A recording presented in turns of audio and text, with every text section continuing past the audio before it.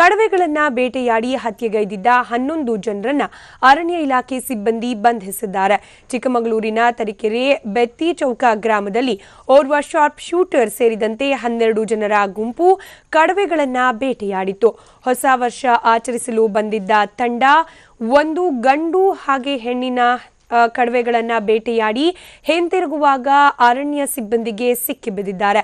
ಬಂಧಿತರಲ್ಲಿ 29 ವರ್ಷದ Sameer sharp shooter ಅಂತ ತಿಳಿದು ಬಂದಿದ್ದು ಶೂಟಿಂಗ್ ಸ್ಪರ್ಧೆಯಲ್ಲಿ ಚಿನ್ನದ ಪದಕ ಗೆದ್ದಿದ್ದಂತೆ. ಇನ್ನು ಪ್ರಮುಖ ಆರೋಪಿ ರಫೀಕ್ ನಾಪತ್ತೆಯಾಗಿದ್ದು ಪೊಲೀಸರು ಹುಡುಕಾಟ ನಡೆಸಿದ್ದಾರೆ. ನಿನ್ನೆ ತಡರಾತ್ರಿ 2 ಗಂಟೆ ಸುಮಾರಿಗೆ ಘಟನೆ ನಡೆದಿದ್ದು ರಾತ್ರಿಯೇ ಆರೋಪಿಗಳನ್ನ ತರೀಕೆರೆ ಜೆಎಂಎಫ್ಸಿ ಕೋರ್ಟ್ ಜಡ್ಜ್ ಎದುರು ಹಾಜರುಪಡಿಸಲಾಗಿತ್ತು. 11 ಆರೋಪಿಗಳನ್ನು ನ್ಯಾಯಾಂಗ ಬಂಧನಕ್ಕೆ ನೀಡಲಾಗಿದೆ. ಬಂಧಿತ 11 ಜನರ ಪೈಕಿ ಬಹುತೇಕರು ಎಂಜಿನಿಯರ್ಗಳಾಗಿದ್ದು ಪ್ರತಿಷ್ಠಿತ ಕಂಪನಿ ನೌಕರರು ಅಂತ ತಿಳಿದು ಬಂದಿದೆ.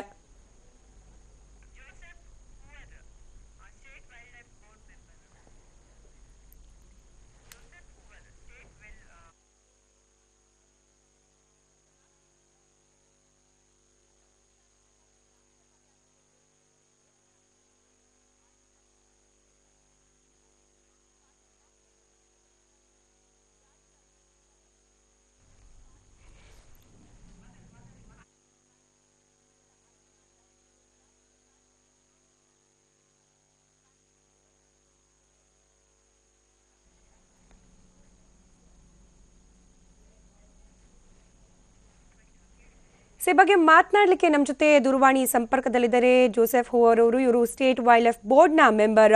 ಸರ್, ಕಡವೆಗಳ ಬೇಟೆ ಆಡಿದ್ದಾರೆ 11 ಜನ, ಈಗ ಬಂಧಿತರಾಗಿದ್ದಾರೆ. ಸೊ ಯಾವ ರೀತಿ ಆಕ್ಷನ್ ತೆಗೆದುಕೊಳ್ಳಲಾಗುತ್ತೆ ಇವರು ವಿರುದ್ಧ? ಹಾಗೆ ಜೊತೆಗೆ ಕಡವೆ ಬೇಟೆ ಆಡುವುದು ಇನ್ನೂ ಕೂಡ ಇಷ್ಟು ಸುಲಭ ಅನ್ನೋದು ಪ್ರಶ್ನೆ ಕೂಡ ಉದ್ಭವ ಆಗುತ್ತೆ. ಏನ್ ಹೇಳ್ತೀರಿ? ಅಲ್ಲ, ಇದು ಯಾಕಂದ್ರೆ ನಮ್ದು ಪ್ರೊಟೆಕ್ಷನ್ ಫೇಲಿಯರ್ ಅಂತ ಹೇಳ್ಬೇಕು. ಯಾಕಂದ್ರೆ ಇದು ಒಂದೇ ಘಟನೆ ಅಲ್ಲ, ಇದು ರೆಗ್ಯುಲರ್ ಆಗಿ ನಡೆಯತ್ತೆ. ಆ ಕಡೆ ಚಿಕ್ಕಮಗಳೂರು ಕಡೆಗೆ ರೆಗ್ಯುಲರ್ ಆಗಿ ನಡೀತಿರೋದು. ಈ ಸತಿ ಸಿಕ್ಕೊಂಡಿದ್ದಾರೆ ಅಷ್ಟೇ, ಖುಷಿ ಪಡ್ಬೇಕು. ಈಗ ಸಿಕ್ಕಿರೋದ್ರಿಂದ ಈಗ ನಾವು ಅವ್ರಿಗೆ ಸರಿಯಾಗಿ ಪನಿಷ್ಮೆಂಟ್ ಕೊಡ್ಬೇಕು, ಅರೆಸ್ಟ್ ಮಾಡ್ಬೇಕು. ಇವ್ರಿಗೆ ಏನಂದ್ರೆ ಇವ್ರು ಹೇಗಂದ್ರೆ ಈ ಜನ ಎಲ್ಲ ಇನ್ಫ್ಲೂಯೆನ್ಸ್ ಇಟ್ಕೊಂಡ್ಬಿಟ್ಟು ಎಸ್ಕೇಪ್ ಆಗ್ಬಿಡೋರ್ ಮುಂಚೆ. ಬಟ್ ಈ ಸತಿ FIR ಆಗಿದ್ರಿಂದ ನಾವು ಆಕ್ಷನ್ ತಗೊಳ್ಳೇಬೇಕು. ಫಾರೆಸ್ಟ್ ಡಿಪಾರ್ಟ್ಮೆಂಟ್ ಗವರ್ಮೆಂಟ್ ಇಂದ ಆಕ್ಷನ್ ತಗೋಬೇಕು, ಬಹಳ ಸಿವಿಯರ್ ಆಗಿರ್ಬೇಕು. ಯಾಕಂದ್ರೆ ಇವ್ರೊಬ್ರೇ ಮಾಡ್ತಿಲ್ಲ, ಎಲ್ಲಾ ಕಡೆನೂ ನಾವು ನೋಡಿದಾಗ ಈಗ ಬೇರೆ ಕಡವೆ ಬಗ್ಗೆ ಮಾತಾಡ್ತಿದೀವಿ. ನಮ್ದು 2 ಹುಲಿ ಸಾಯಿಸಿದ್ದಾರೆ NR-ಪುರ, ಅಲ್ಲೇ ಚಿಕ್ಕಮಗಳೂರು ಆಚೆನೆ. 1 ತಿಂಗಳಿಂದ 2 ಹುಲಿ ಹೋಗಿದೆ ಅಲ್ಲಿ. ನಾವು ಟೈಗರ್ ಪ್ರೊಟೆಕ್ಷನ್ ಮಾತಾಡ್ತೀವಿ. 2 ಟೈಗರ್ನ ಹೊಡೆದು ಹಾಕಿದ್ರು ಅಲ್ಲಿ. ನೀವು ಈ ಕಡೆ ಬಂದ್ರೆ ನಮ್ ಬಂದೀಪುರ ಹೊಡಿತಿದ್ದಾರೆ, ನಾಗರೋಡ್ ಹೊಡಿತೀವಿ. ಎಲ್ಲೋ ನಾವೊಂದು ಕಂಪ್ಲೀಟ್ ಪ್ರೊಟೆಕ್ಷನ್ ಫೇಲಿಯರ್ ಆಗ್ತಾರೆ. ಯಾಕಂದ್ರೆ ಒಂದು ಕಾರಣ ಏನಂದ್ರೆ ಜನ ಇಲ್ಲ, ಸಿಬ್ಬಂದಿ ಇಲ್ಲ. ನಮಗೆ 50% ಕಡಿಮೆ ಜನ ಇದ್ದಾರೆ, ಗಾರ್ಡ್ಸ್ ಮತ್ತೆ ವಾಚರ್ಸ್. ಸೊ ಅದಿಲ್ದವ್ರೆ ನಮ್ಗೆ ಈ ತರ ಸಿಚುವೇಶನ್ ಆಗ್ತಾ ಇರತ್ತೆ.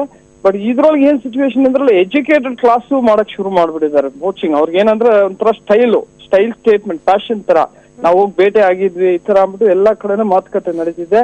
ಇಲ್ಲಿ ಬೆಂಗಳೂರು ಹತ್ರನೂ ನಡೀತಿದೆ, ನಮ್ಮ ಬನ್ನರ್ಘಟ್ಟ ನ್ಯಾಷನಲ್ ಪಾರ್ಕ್ಗಳಿಗೂ ನಡೀತಿದೆ. ಇದನ್ನ ಹೆಂಗ್ ನಿಲ್ಸ್ಬೇಕಂದ್ರೆ ಸರ್ಕಾರ ಫಸ್ಟ್ ಸಿಬ್ಬಂದಿಗಳನ್ನ ತಗೋಬೇಕು, ಎಂಪ್ಲಾಯ್ ಮಾಡ್ಬೇಕು.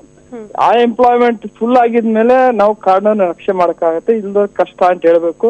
ಆಲ್ರೆಡಿ ನಾವು ಈ ವರ್ಷನೇ ನಮ್ಗೆ ಗೊತ್ತಿರಂಗೆ ಇದು 26ನೇ ಸಿಚುವೇಶನ್ ಇದು ಬಂದಿರೋದು, ಇನ್ಸಿಡೆಂಟ್ ಆಫ್ ಪೋಚಿಂಗ್. ಇದನ್ನ ನಾವು ಸ್ಟ್ರಿಕ್ಟ್ ಆಗಿ ಆಕ್ಷನ್ ತಗೋಬೇಕು. ಇವ್ರನ್ನ ಪನಿಷ್ ಮಾಡಿದಾಗ ಈ ಇಡೀ ಕರ್ನಾಟಕದಾಗ ಎಲ್ರಿಗೂ ಗೊತ್ತಾಗಬೇಕು ಈ ತರ ಪನಿಷ್ಮೆಂಟ್ ನಡೀತೆ ಅಂದ್ಬಿಟ್ಟು ಎಲ್ಲಾ ಕಡೆನೂ ಪಬ್ಲಿಸಿಟಿ ಮಾಡಿಸಿ ಇದನ್ನ ಸ್ಟಾಪ್ ಮಾಡ್ಬೇಕು. ಇಲ್ದ್ರ ಬಹಳ ತೊಂದರೆ ಆಗತ್ತೆ. ಏನ್ ಪನಿಷ್ಮೆಂಟ್ ಆಗುತ್ತೆ ಸರ್ ಯೂಶಲಿ ಈ ತರ ಕೇಸ್? ಅಲ್ಲ, ಇವ್ರನ್ನ ಅರೆಸ್ಟ್ ಮಾಡ್ಬೇಕು. ಏನಂದ್ರೆ ಹೇಗಂದ್ರೆ ಇವ್ರು ಬೇಲ್ ತಗೊಂಡ್ ಆಚೆ ಬಂದ್ಬಿಡ್ತಾರೆ. ಅದೇ ದರಿದ್ರದ್ದು ನಮ್ದು ಲಾ ಇರೋದ್ರಿಂದ ಎಲ್ಲಾರು ಬೇಲಿಂದ ಬಂದ್ಬಿಡ್ತಾರೆ. ಈ ಸಿವಿಯರ್ ಪನಿಷ್ಮೆಂಟ್ ಆಗ್ಬೇಕು. ಹೇಗಂದ್ರೆ ಅಟ್ಲೀಸ್ಟ್ 6 months ಇಂಪ್ರಿಸನ್ಮೆಂಟ್ ಆಗ್ಬೇಕು. ಅವಾಗ್ಲೇ ಇವ್ರಿಗೆಲ್ಲ ಪಾಠ ಕಲ್ಸಕ್ ಆಗೋದು. ಇಲ್ದ್ರೆ ಏನ್ ಮಾಡ್ತಾರೆ, ಬೇಲ್ ತಗೊಂಡು 1 ತಿಂಗಳಿಗೆಲ್ಲ ಆಚೆ ಬಂದ್ಬಿಡ್ತಾರೆ. ಈಗ ಆಗ್ತಾ ಇರೋದು ಹಾಗೆ. ನಮ್ ಸಿಚುವೇಶನ್ ಹೆಂಗಂದ್ರೆ ನಾವು ಫಸ್ಟ್ ಆಫ್ ಆಲ್ ನಮ್ ಫಾರೆಸ್ಟ್ ಡಿಪಾರ್ಟ್ಮೆಂಟ್ ಇಂದ ಕೇಸ್ ಫೈಲ್ ಮಾಡ್ಬೇಕಾದ್ರೆ FOC ಅಂತ ಫಾರೆಸ್ಟ್ ಅಫೆನ್ಸ್ ಕೇಸ್ ಹಾಕ್ಬೇಕಾದ್ರೆ ಬಹಳ ಸ್ಟ್ರಾಂಗ್ ಆಗಿ ಎಲ್ಲಾ ಶೆಡ್ಯೂಲ್ ಲಾ ರೆಗ್ಯುಲೇಷನ್ಸ್ ಪ್ರಕಾರ ಅವ್ರು ಕರೆಕ್ಟ್ ಆಗಿ ಹಾಕ್ಬೇಕು. ಅದ್ರೊಳಗೆ ನಮ್ದು ಒಂದು ವೀಕ್ನೆಸ್ ಬರ್ತಿದೆ ಡಿಪಾರ್ಟ್ಮೆಂಟ್ ಅವ್ರಿಗೆ. ಅವ್ರಿಗೆ ಗೊತ್ತಿಲ್ಲ ಕೇಸ್ ಫೈಲ್ ಮಾಡ್ಬೇಕಾದ್ರೆ ಹೆಂಗ್ ಮಾಡ್ಬೇಕು ಅಂದ್ಬಿಟ್ಟು. ಯಾಕಂದ್ರೆ ಅವರು ಈಗ ಜನ ಪೋಚರ್ಸ್ ಏನ್ ಮಾಡ್ತಾರೆ, ಅವ್ರು ಒಳ್ಳೆ ಲಾಯರ್ಸ್ ಇದ್ಬಿಟ್ಟು ಆಚೆ ಬಂದ್ಬಿಡ್ತಾರೆ ಲೂಪ್ ಹೋಲ್ಸ್ ಇಟ್ಕೊಂಡು. ಅದು ನಾವು ಕೇಸ್ ರೆಪ್ರೆಸೆಂಟೇಷನ್ ಕರೆಕ್ಟ್ ಆಗಿ ಮಾಡ್ಬೇಕು. ಇನ್ನೊಂದೇನಂದ್ರೆ ಒಂದು ರೇಂಜರ್ ಅಥವಾ ಗಾಡಿಯನ್ನ ಅರೇಂಜ್ ಮಾಡಿದಾಗ ಅವ್ರ ಜೊತೆಗೆ ಅವರು ಫಾರೆಸ್ಟ್ ಸೀನಿಯರ್ ಆಫೀಸರ್ಸ್ ಅವ್ರಿಗೆ ಇದು ಕೊಡ್ಬೇಕು, ಕಾನ್ಫಿಡೆನ್ಸ್ ಕೊಡ್ಬೇಕು, ಹೌದು ನಾವು ನಿಮ್ ಜೊತೆ ಇದ್ದೀವಿ ಬಿಡೋದಿಲ್ಲ ಅಂದ್ಬಿಟ್ಟು. ಏನಾಗುತ್ತೆ ಕೆಲವು ಟೈಮ್ ಒಳಗೆ ಒಬ್ರು ರೇಂಜರ್ ಯಾರನ್ನ ಅರೆಸ್ಟ್ ಮಾಡಿದ್ರೆ ಅಲ್ಲಿಂದ PCCF ಇಂದ ಕಾಲ್ ಬರುತ್ತೆ, ಬಿಟ್ಬಿಡಿ, ಮಿನಿಸ್ಟರ್ ಇಂದ ಕಾಲ್ ಬಂದಿದೆ, MLA ಇಂದ ಕಾಲ್ ಬಂದಿದೆ, MP ಇಂದ ಕಾಲ್ ಬಂದಿದೆ, ಬಿಟ್ಬಿಡಿ ಅನ್ಬಿಡ್ತಾರೆ. ಇವ್ರು ಅವಾಗ ಏನ್ ಮಾಡ್ತಾರೆ, ಕೇಸ್ನೇ ಲೈಟ್ ಆಗಿ ಮಾಡಿ ಬಿಟ್ಬಿಡ್ತಾರೆ.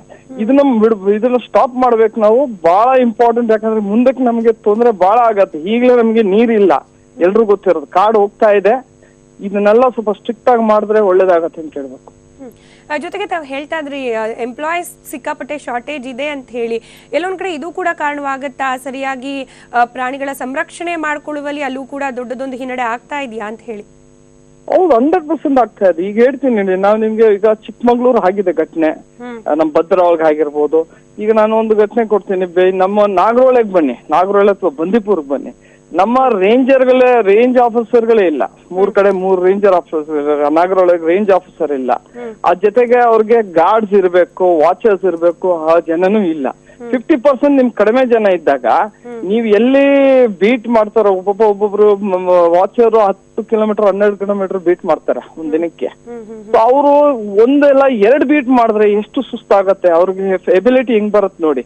ಸುಸ್ತಾಗಿದ್ಮೇಲೆ ಬಾಡಿಗೆ ರೆಸ್ಟ್ ತಗೊಳ್ಳೇಬೇಕು. 2 ಬೀಟು 2 ಜನದ್ದು ಕೆಲಸ ಮಾಡ್ಬೇಕಂದ್ರೆ ಆಗೋದಿಲ್ಲ. ಅದರಿಂದ ಏನಾಗುತ್ತೆ, ಅವರು ರೆಸ್ಟ್ ತಗೊಳ್ಳೋ ಟೈಮು ಇಂಥ ಘಟನೆಗಳು ನಡೆಯುತ್ತೆ. ಸೊ ನಾವು ಫಸ್ಟ್ ನಾವು ಎಂಪ್ಲಾಯ್ಮೆಂಟ್ ಬೇಕು, ಜನ ಬೇಕು. ಅದು ಮಾಡಿದ್ರೆ ಒಂದ್ ಸ್ವಲ್ಪ ಆದ್ರೂ ನಾವು ಇಂಪ್ರೂವ್ಮೆಂಟ್ ಆಗತ್ತೆ. ಅದ್ರ ಕೋಚಿಂಗ್ ಅಂತೂ ನಡೀತಾನೆ ಇರುತ್ತೆ. ಆದ್ರೂ ಈ ತರ ನಮ್ ಎಂಪ್ಲಾಯ್ಮೆಂಟ್ ಇದ್ದಾಗ ಜನಕ್ಕೂ ಗೊತ್ತಿರುತ್ತೆ, ಈ ತರ ನಾವು ಜನ ಇದ್ದಾರೆ, ಬೀಟ್ ಒಳಗಿದ್ದಾರೆ ಅಂದ್ಬಿಟ್ಟು. ಅವ್ರು ಹೆಂಗ್ ಸ್ಮಾರ್ಟ್ ಆಗಿದ್ದಾರೆ ಅಂದ್ರೆ ಲೋಕಲ್ಸ್ ಇದ್ರಿಂದ ಎಲ್ಲಾರು ಇನ್ಫಾರ್ಮೇಶನ್ ತಗೋತಾರೆ. ಈ ರೇಂಜ್ ಒಳಗೆ ಎಷ್ಟು ಜನ ಇದ್ದಾರೆ, ಯಾರು ಕೆಲಸ ಮಾಡ್ತಾರೆ, ಅವ್ರನ್ನೆಲ್ಲ ನೋಡ್ಕೊಂಡು ಇವ್ರು ಮಾಡೋದು. ಸೊ ಅದನ್ನೆಲ್ಲ ನಾವು ಮಾಡ್ಬೇಕಂದ್ರೆ ಇಂಪಾರ್ಟೆಂಟ್ ಗಾರ್ಡ್ಸ್, ವಾಚರ್ಸ್ ನಮ್ಗೆ ಬೇಕು. ಎಂಪ್ಲಾಯ್ಮೆಂಟ್ ಆಗೋ ತನಕ ಬಹಳ ತೊಂದರೆ ಅಂತ ಹೇಳ್ಬೇಕು. ರೈಟ್ ಸರ್, ಧನ್ಯವಾದ TV9 ಜೊತೆ ಮಾತನಾಡೋದಕ್ಕೆ. ಇನ್ನು ಇದೇ ವಿಷಯದ ಬಗ್ಗೆ ಮಾತನಾಡಲಿಕ್ಕೆ ನಮ್ಮ ಜೊತೆ ದೂರವಾಣಿ ಸಂಪರ್ಕದಲ್ಲಿದ್ದಾರೆ ಉಲ್ಲಾಸ್, ಇವರು ವಲಯ ಅರಣ್ಯಾಧಿಕಾರಿ RFO. ಸರ್, ಈಗಾಗಲೇ ಜೋಸೆಫ್ ಹುವಾರ್ ಅವರು ಮಾತಾಡ್ತಿದ್ದು ತಮ್ಮ ಗಮನಕ್ಕೆ ಬಂದಿರಬಹುದು, ಸಾಕಷ್ಟು ನಮ್ಮಲ್ಲೇ ಲೂಪೋಲ್ಸ್ ಇದೆ, ಸರಿಯಾದ ಎಂಪ್ಲಾಯೀಸ್ ಇಲ್ಲ, ಜೊತೆಗೆ ಎಜುಕೇಟೆಡ್ ಜನ ಈ ರೀತಿ ಪ್ರಾಣಿಗಳ ಬೇಟೆಗೆ ಬರ್ತಾ ಇರೋದು ಕೂಡ ದೊಡ್ಡ ದುರಂತ ಅಂತ ಹೇಳಿ. ಸೊ ತಾವೇನ್ ಹೇಳ್ತೀರಿ? ಈಗ 11 ಜನನ FIR ಅಂತೂ ಆಗಿದೆ, ಕೋರ್ಟ್ ಮುಂದೆ ಹಾಜರುಪಡಿಸಿ ಕೂಡ ಆಗಿದೆ, ಆದ್ರೆ ಇಷ್ಟು ಸಾಕಾಗತ್ತಾ ಅಂತ ಹೇಳಿ? ಇನ್ನು ಮುಂದಿನ ತನಿಖೆ ಅಗತ್ಯ ಇದೆ. ಆಕ್ಚುಲಿ ಅಲ್ಲಿ ಬಂದಿರ್ತಕ್ಕಂಥವರೆಲ್ಲ ಇಂಜಿನಿಯರಿಂಗ್ ಸ್ಟೂಡೆಂಟ್ಸ್ ಇದಾರೆ, ಕೆಲವೊಬ್ಬ ಅದರಲ್ಲಿ ಒಬ್ಬ ಇನ್ಫೋಸಿಸ್ ಎಂಪ್ಲಾಯ್ ಕೂಡ ಇದ್ದಾನೆ, ಗ್ಲೋಬಲ್ ಸೊಲ್ಯೂಷನ್ ಎಂಪ್ಲಾಯ್ ಕೂಡ ಇದ್ದಾನೆ, ಮತ್ತೆ ರಿಯಲ್ ಎಸ್ಟೇಟ್ ಉದ್ಯಮಿ ಒಬ್ರು ಇದಾರೆ, ಕಾಫಿ ಪ್ಲಾಂಟರ್ ಎಲ್ಲ ಇದಾರೆ. ಆಕ್ಚುಲಿ ಇವರೆಲ್ಲ ನೋಡಿದ್ರೆ ಎಜುಕೇಟೆಡ್ ಹೌದೋ ಇಲ್ಲ ಅಂತ ಅನ್ಸುತ್ತೆ. ಯಾಕಂದ್ರೆ ಇವರು ಇಷ್ಟೆಲ್ಲ ಎಜುಕೇಶನ್ ಮಾಡ್ಕೊಂಡಿದ್ದು ಸುಮ್ನೆ ಕ್ರೇಜಿಗೋಸ್ಕರ ಇವರು ಬಂದು ಪ್ರಾಣಿಗಳನ್ನ ಬೇಟೆ ಆಡೋದು ತುಂಬಾನೇ ಒಂಥರ ಅಸಹ್ಯವಾದಂತ ವಿಚಾರ ಇದು. ನೆಕ್ಸ್ಟ್ ಅಲ್ಲಿ ಅದ್ರ ಜೊತೆಗೆ ಅವ್ರಿಗೆ ಲೋಕಲ್ ಜನಗಳು ಕೂಡ ಸಹಕಾರ ಕೊಟ್ಟಿದ್ದಾರೆ ಅವ್ರಿಗೆ ಬೇಟೆಯಾಡೋದಕ್ಕಾಗ್ಲಿ ಅಥವಾ ಪ್ರಾಣಿಗಳು ಚರ್ಮ ಸುಲಿಯೋದಕ್ಕಾಗ್ಲಿ, ಪ್ರಾಣಿಗಳು ಇಂಥ ಕಡೆ ಇದೆ ಅಂತ ತೋರ್ಸೋದಕ್ಕಾಗ್ಲಿ ಇಲಾಖೆ ಇಷ್ಟೊಂದೆಲ್ಲ ಕ್ರಮ ತಗೊಂಡಿದೆ. ಲೋಕಲ್ ಜನರುಗಳನ್ನ ಸೇರ್ಸ್ಕೊಂಡು ಪರಿಸರ ಅಭಿವೃದ್ಧಿ ಸಮಿತಿಗಳು ಮಾಡಿ ಅವೇರ್ನೆಸ್ ಕ್ರಿಯೇಟ್ ಮಾಡಿದೆ. ಆದ್ರೂ ಅವರು ಇಂಥ ಜನಗಳ ಜೊತೆ ಸೇರ್ಕೊಂಡು ಇದರದೆಲ್ಲ ಮಾಡ್ತಾ ಇದ್ದಾರೆ. ಇದು ನಿಜವಾಗ್ಲೂ ದುಃಖಕರವಾದ ವಿಚಾರ ಅಂತ ಹೇಳ್ತೀನಿ.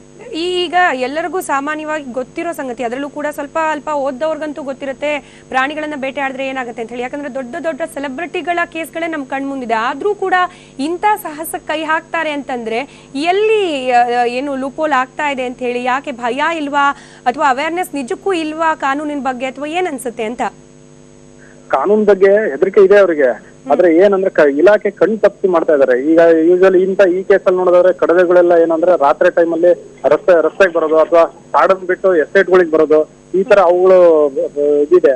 ಅದನ್ನ ಇವರು ದುರುಪಯೋಗ ಪಡಿಸ್ಕೊಂಡಿದ್ದಾರೆ. ಅವು ಎಸ್ಟೇಟಿಗೆ ಬಂದಿರೋ ಟೈಮಲ್ಲಿ ನೀರು ಕುಡಿಯೋದಕ್ಕೋ ಅಥವಾ ಬೇರೆ ಏನಕ್ಕೋ ಹುಲ್ ಮೇಯೋದಕ್ಕೋಸ್ಕರ ರಾತ್ರಿ ಟೈಮ್ ಏನ್ ಬರುತ್ತಲ್ಲ ಅಂತ ಸಮಯನ ದುರುಪಯೋಗ ಪಡಿಸ್ಕೊಂಡು ಇಲಾಖೆ ಕಣ್ ತಪ್ಪಿ ಮಾಡ್ತಾ ಇರ್ತಕ್ಕಂಥ ಕೆಲಸ ಇದೆ. ಮತ್ತೊಂದ್ ಕಡೆ ಹೇಳ್ತಾ ಇದ್ರು ಈಗಾಗಲೇ ಹುವಾರ್ ಅವ್ರು ಮಾತಾಡ್ತಾ, ಏನೇ ಕೇಸ್ ಹಾಕಿದ್ರು ಅರೆಸ್ಟ್ ಮಾಡಿದ್ರು ಕೂಡ ಈಸಿಯಾಗಿ ಬೇಲ್ ತಗೊಂಡು ಆಚೆ ಬಂದ್ಬಿಡ್ತಾರೆ, ಆ ಭಯಾನೇ ಇಲ್ಲ, ಇನ್ಫ್ಲೂಯೆನ್ಸ್ ತುಂಬಾ ವರ್ಕೌಟ್ ಆಗುತ್ತೆ ಈ ತರ ಕೇಸಸ್ಗಳಲ್ಲಿ ಅಂತ ಹೇಳಿ. ಸೊ ಏನ್ ಹೇಳ್ತೀರಾ ಇದ್ರ ಬಗ್ಗೆ ತಾವು? ಅಂದ್ರೆ ಈಗ ನಾವು ಕೇಸ್ ಮಾಡಿ ಅವ್ರನ್ನ ನ್ಯಾಯಾಂಗ ಬಂಧನಕ್ಕೆ ಒಪ್ಸೋ ತನಕ ಅಂತ ನಮಗೆ ಇನ್ಫ್ಲೂಯೆನ್ಸ್ ಬಂದಿದ್ರು ಕೂಡ ನಾವು ಅವಾಯ್ಡ್ ಮಾಡಿದೀವಿ. ಯಾವ್ದಕ್ಕೂ ಪ್ರಭಾವಕ್ಕೊಳಗಾಗದೆ ನಾವು ಕೇಸನ್ನ ಮಾಡಿದೀವಿ. ಅವ್ರನ್ನ ನಮ್ಮ ಕಡೆಯಿಂದ ಏನ್ ಕೆಲಸ ಮಾಡ್ಬೇಕು ಅದನ್ನ ಮಾಡಿ ಮುಗಿಸಿದೀವಿ. ಇದ್ರ ಮುಂದೆ ಬಿಟ್ಟಿದ್ದು ಅದು ನ್ಯಾಯಾಂಗಕ್ಕೆ ಬಿಟ್ಟಿದ್ದು. ಅದು ಸೀರಿಯಸ್ನೆಸ್ ಆಫ್ ದಿ ಅಫೆನ್ಸ್ ನ ನೋಡಿ ಅವರು ಜಡ್ಜ್ ಅವರು ನಿರ್ಧಾರ ತಗೋಬೇಕಾಗುತ್ತೆ. ರೈಟ್ ಅದ್ರ ಮುಂದೆ ರಾಜಕೀಯ ಅಥವಾ ಬೇರೆ ಇನ್ಫ್ಲೂಯೆನ್ಸ್ ನಡೀತೆ ಅಂತ ನನಗೇನ್ ಅನ್ಸಲ್ಲ. ಯಾಕಂದ್ರೆ ನ್ಯಾಯಾಂಗಕ್ಕೆ ಒಂದ್ಸಲ ಕೇಸ್ ಹೋದ್ಮೇಲೆ ಅದು ಆಗೋದು ಇನ್ಫ್ಲೂಯೆನ್ಸ್ ಮಾಡಕ್ ಆಗಲ್ಲ ಅಂತ ಹೇಳ್ತಾರೆ. ಹಾಗಾಗಿ ನಾವು ಅದನ್ನ ಅಷ್ಟನ್ನ ಹೇಳ್ಬೋದು ಅಷ್ಟೇ. ರೈಟ್ ಧನ್ಯವಾದ ಉಲ್ಲಾಸ್ ಅವರೇ, TV9 ಜೊತೆ ಮಾತನಾಡಿದಕ್ಕೆ.